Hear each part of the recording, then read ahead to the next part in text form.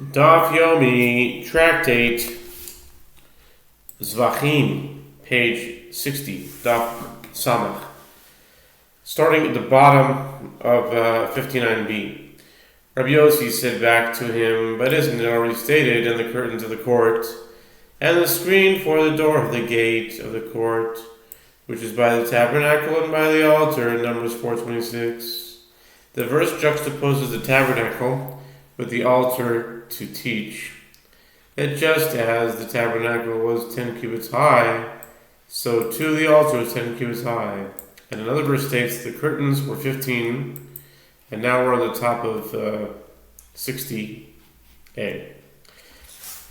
Ama al akatef ma tamalom chameshamos misfat misbeach lamal. 15 cubits. Chamesh esre klaim Chamesh esre. They're on top of 68. Okay, 15 cubits on one side, Exodus 38:14, which indicates that the height of the curtain surrounding the courtyard of the tabernacle was 15 cubits. And what is the meaning when the verse states, "And the height 5 cubits," Exodus 27:18, is referring to the height of the curtains from the upper edge of the altar and above. The curtains surrounding the courtyard were 5 cubits higher than the altar. Rabbi Yossi continues, and what is the meaning when the verse states, "And you shall make the altar, and its height shall be 3 cubits," Exodus 27, verse 1.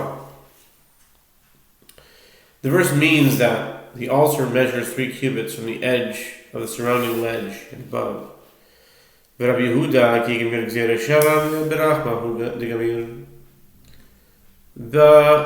Gemara asks, and how does Rabbi Yehuda, who understands that the copper altar built in the time of Moses was actually 3 cubits high, interpret the verbal analogy based on the word square, from which Rabbi Yossi derived the height of the copper altar was 10 cubits? The Gemara answers, when he learns the verbal analogy, he learns it with regard to the altar's width, not its height. This is based on the verse in Ezekiel, you see 59b. Accordingly, it teaches that the altar built in the time of Moses was 10 cubits by 10 cubits. The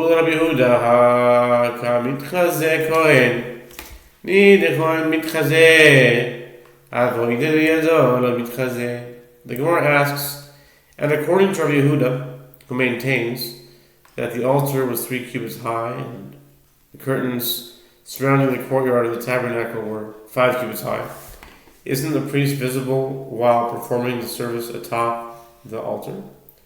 The Gemara answers, granted, the priest is visible, but the items with which he performs the sacrificial service that are at his hand are not visible. The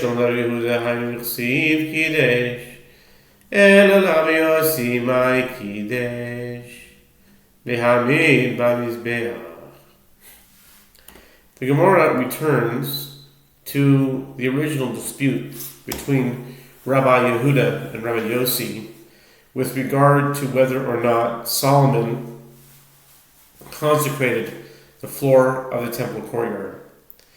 Granted, according to Rabbi Yehuda, who maintains that the floor of the temple courtyard was consecrated so that it could serve as an altar, this is the meaning of that which is written, "The king sanctified the middle of the court," 1 Kings 8:64. But according to Rabbi Yossi, what is the meaning of the phrase, "the king sanctified"? The Gemara answers, it means that Solomon sanctified the courtyard in order to stand the altar in it. The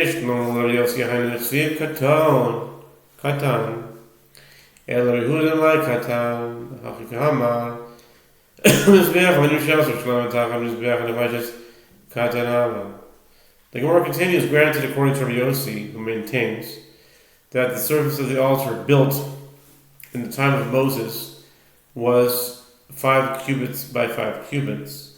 This is the meaning of that which is written in the continuation of that verse, because the copper altar that was before the Lord was too small to receive. But according to Yehuda, who maintains that its surface area was 10 cubits by 10 cubits, what is the meaning of the phrase too small?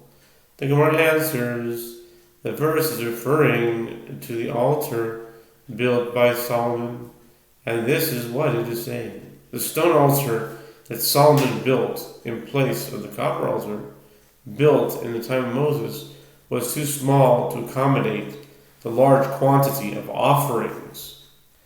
The Gemara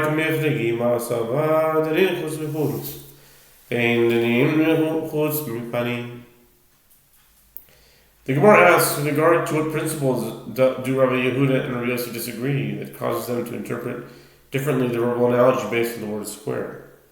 The Gemara answers, one sage, Rabbi Yehuda holds that we derive the dimensions of the external altar built in the time of Moses from the external altar described in Ezekiel, but we do not derive the dimensions of the eternal altar from the dimensions of the inner altar used for burning of the incense. Umar Sofer, Dinin Kli or Kli, Dinin Kli Minyan. And one sage, Rabbi Yossi, holds that we derive the dimensions of a portable vessel, meaning the copper altar built in the time of Moses, from the dimensions of another portable vessel, and meaning the golden incense altar built at that time. But we do not derive the dimensions of a portable vessel from the dimensions of an edifice, meaning the stone altar in the temple.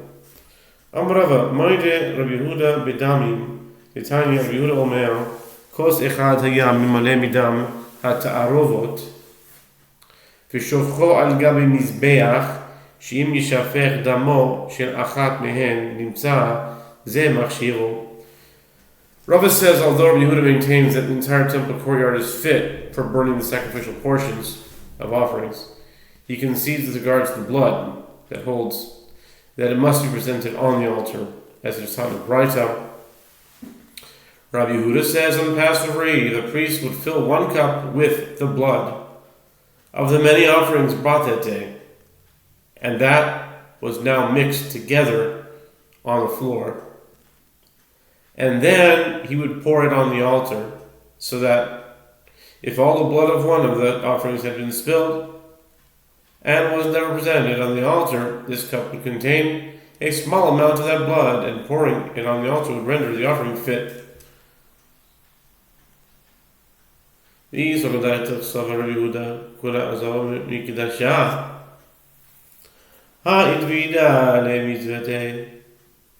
Rava explains his proof, and if it enters your mind that Rabbi Yehuda maintains the entire temple courtyard was consecrated so that it had the status of the altar, then the mitzvah of sacrificing the paschal offering was performed even if the blood spilled on the ground of the courtyard was never presented on the altar.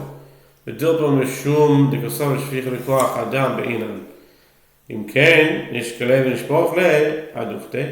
Gemara attempts to reject this proof.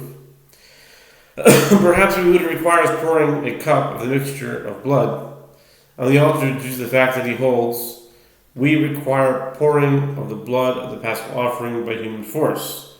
Since the blood on the floor of the courtyard was not poured by a person, the mitzvah had not yet been fulfilled, despite the fact that the floor has the same status as the altar. The Gemara responds, if so, let the priest take the cup of the mixture of blood and pour it in its place on the floor rather than on the altar. The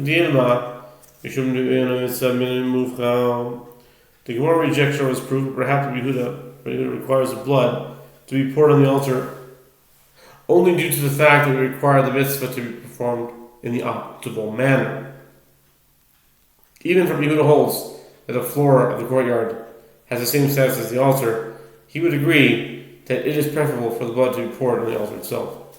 Amar Vilazo Mizbeach Shenivgam Ein Yecholim Begino Shere Mincha Shene'emar V'chlo Matzot Esam Mizbeach Ki Esam Mizbeach Akno Ereb Zman Shu Shalem lo bizman shehu chasel. Rabbi Elazar says, in the case of an altar that was damaged, one may not eat the remainder of the meal offering on its account, as it is said to take the meal offering and eat it without leaven beside the altar, for it is most holy. Leviticus 10:12. The verse is difficult, but the priests have to eat the meal offering inside the altar. A priest may eat sacrificial items even of the most sacred order anywhere in the temple courtyard. Rather, the verse means that one may eat the meal offering only at a time when the altar is complete, but not at a time when it is lacking. The Gemara continues, we found a source for this halacha with regard to the remainder of the meal offering. From where do we derive that this halacha applies to all offerings of the most sacred order? The Gemara answers the end of the verse states, for it is most holy, since this term is also used with regard to the other offerings of the most sacred order, is derived through verbal analogy that these offerings may not be eaten if the altar is damaged. Okay,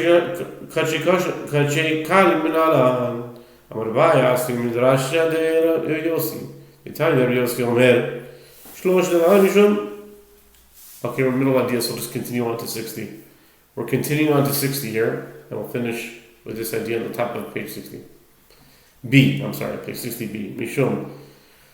The Tanya, Yoskion, Shlosh, Dora Mishum, top of 60b now, Shlosh, Zekanim, Zechad, Behem. The Bishmal Aber, Yachol, Yali Adam, Mazir Shini, Shalayim, Yachlanu, Bisman Ze, Bedinu, Bechol, Tan Abbas, Makom, Maser Taun Abbas, Makom, Ma Bechol, Ela, B'nei Bayis, Ach Maser, Ela, B'nei Bayis. Okay. Rabbi Yossi says three halakhic matters in the same three elders, in the name of three elders.